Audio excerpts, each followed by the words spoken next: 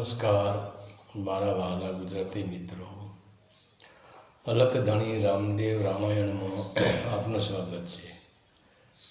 તો કાલે આપણે જોયું કે ભાઈ દેવ સભામાં હરિચંદ્ર રાજાની ચર્ચા ચાલી રહી હતી અને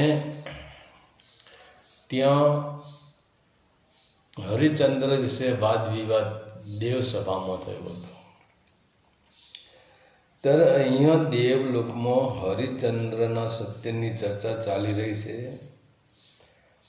ત્યાં હરિચંદ્રના ગુરુ વશિષ્ઠજી અને ગુરુ વિશ્વામિત્ર બંને પણ હાજર જ છે.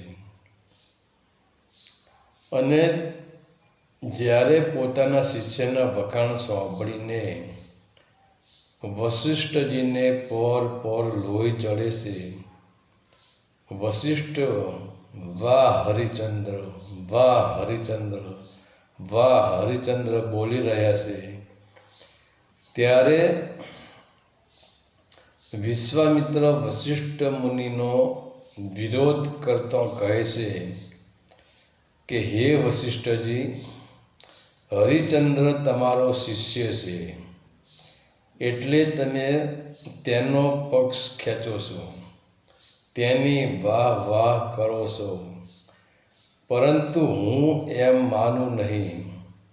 હું હરિચંદ્રની કસોટી લઉં અને જોઉં ત્યારે માનું.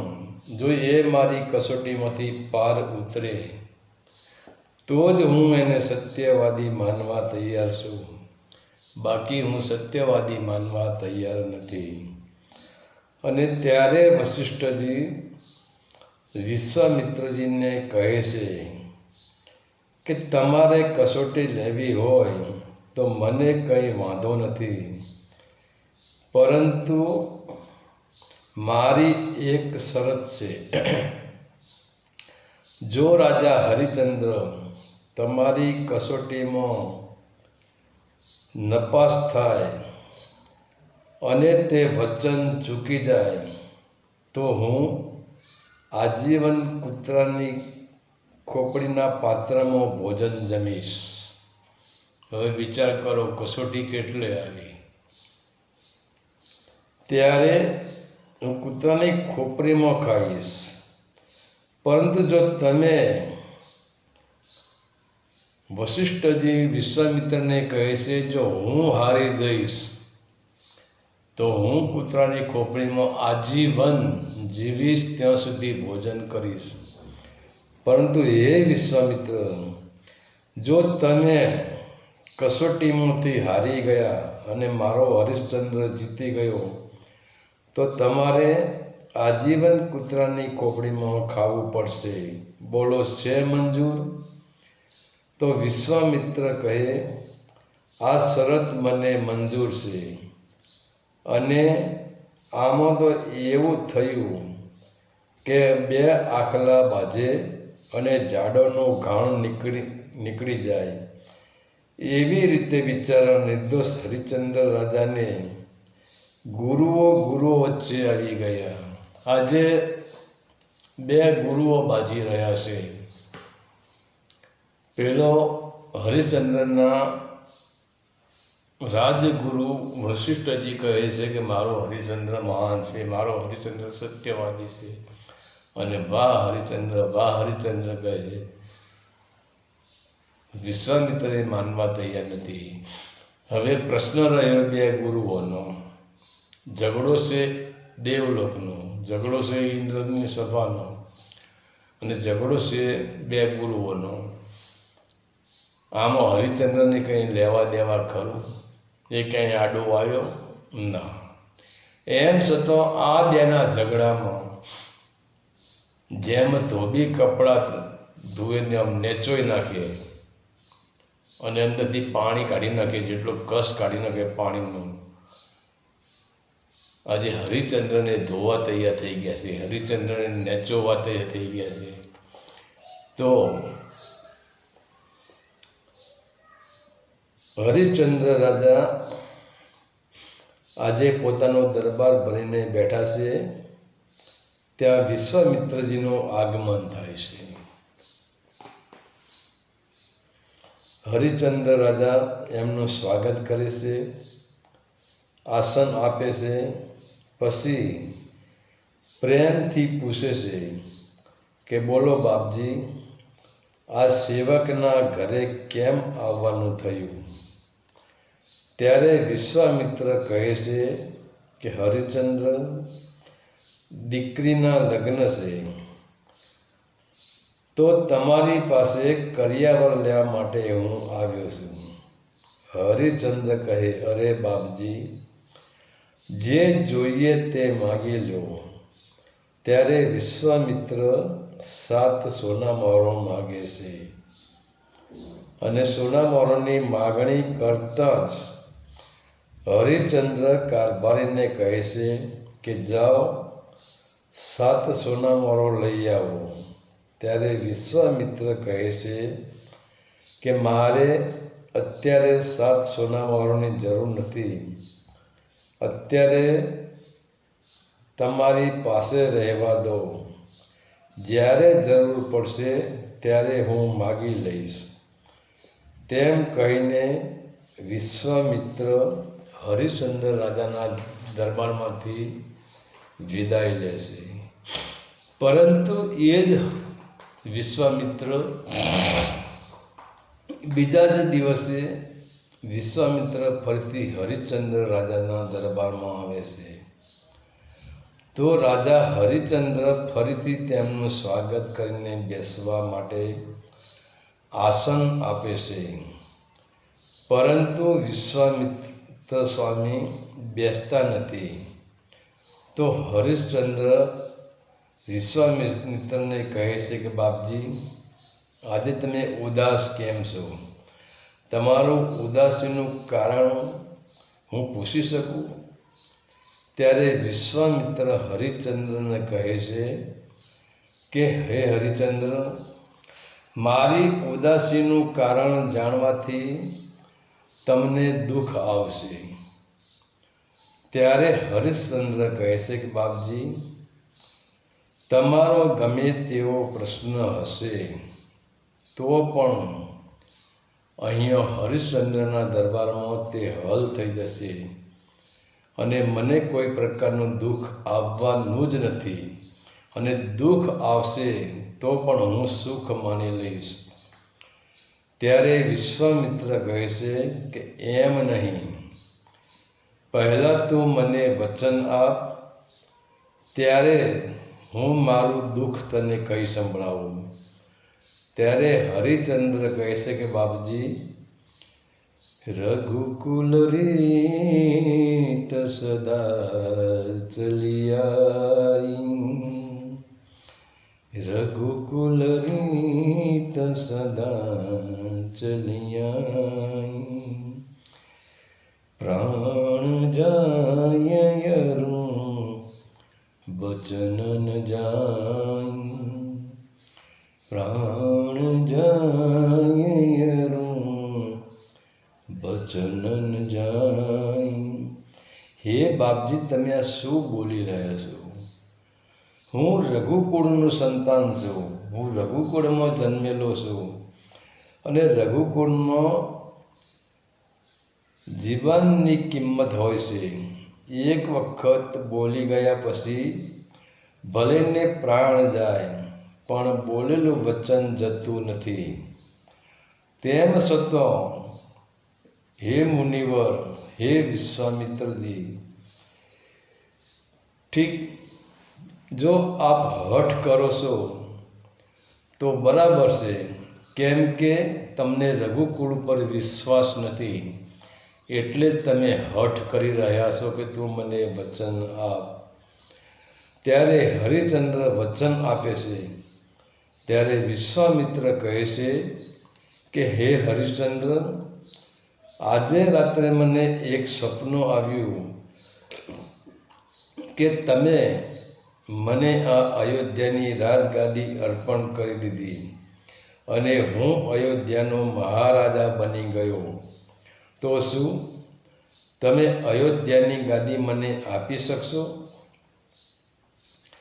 ત્યારે હરિચંદ્ર હસતા હસતા બોલે કે બાપજી તમે આ શું બોલ્યા? તમારું સ્વપ્ન અહીં પૂરું થશે. અને તુરંત જ હરિચંદ્ર સિંહાસન ઉપરથી ઊભા થઈને કહે છે,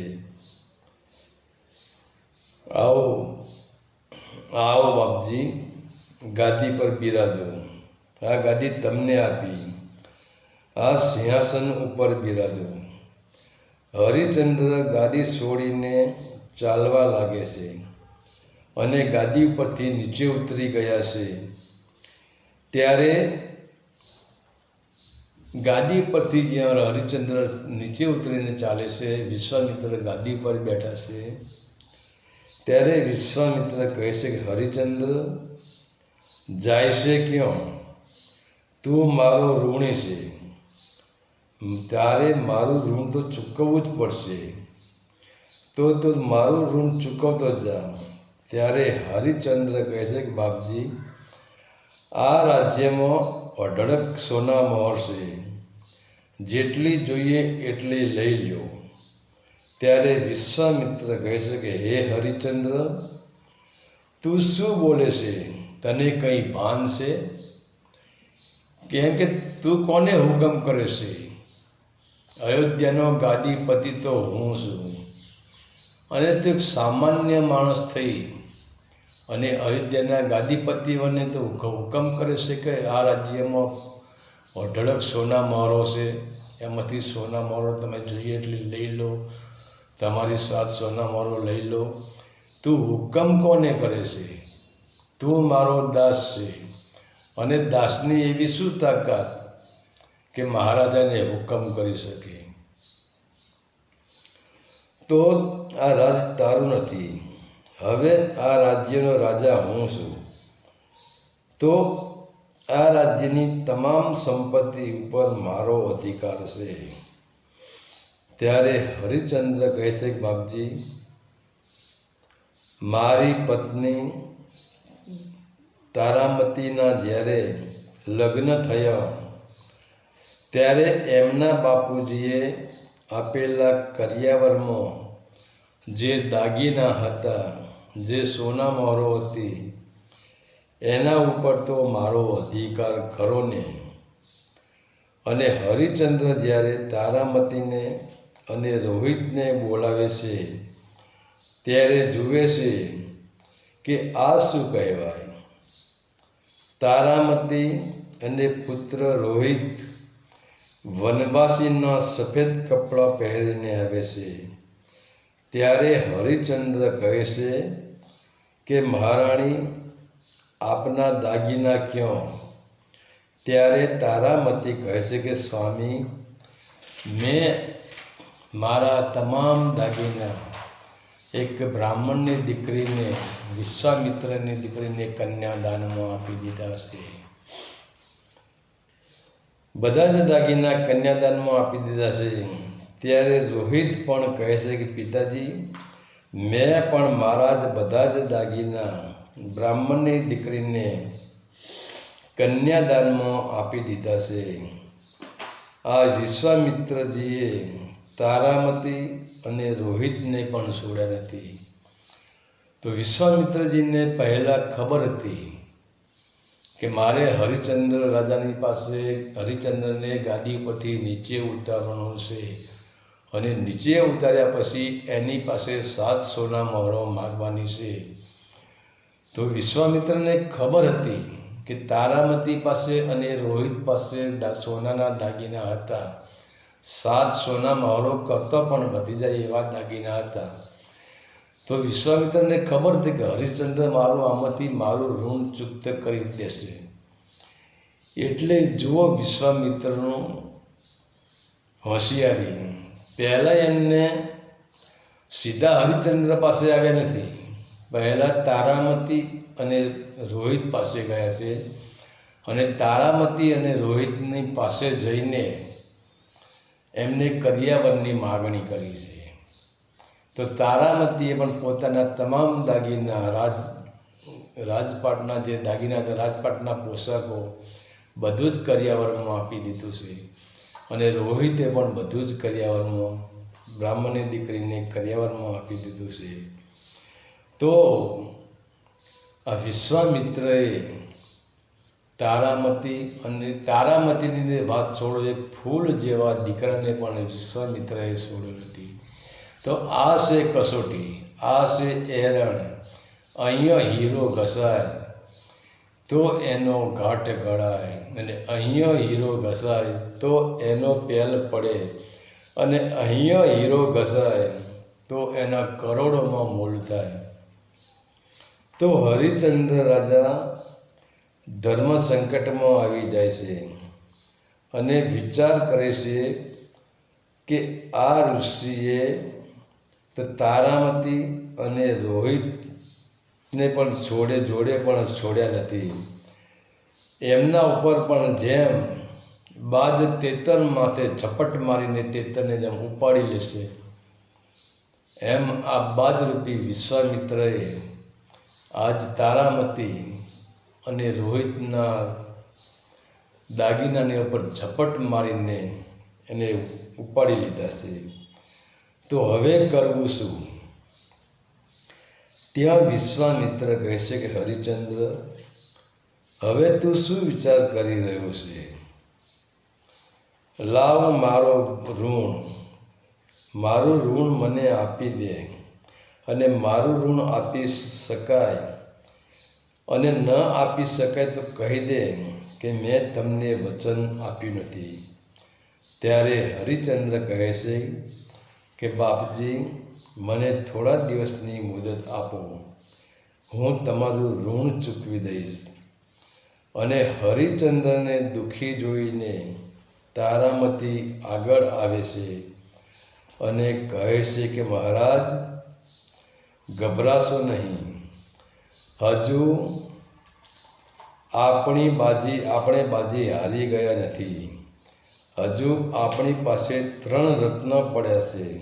ત્યારે હરિચંદ્ર કહે છે, મહારાણી, તમે કયા 3 રત્નની વાત કરો છો? ત્યારે તારામતી કહે છે કે મહારાજ, તમે, હું અને આપણો દીકરો રોહિત, તો આપણે કાશી જઈને વેચાઈ જઈશું અને વિશ્વામિત્રજીનું ઋણ ચૂકવી દઈશું. બોલીએ અલખ ધણી રામદેવજી મહારાજ કી જય.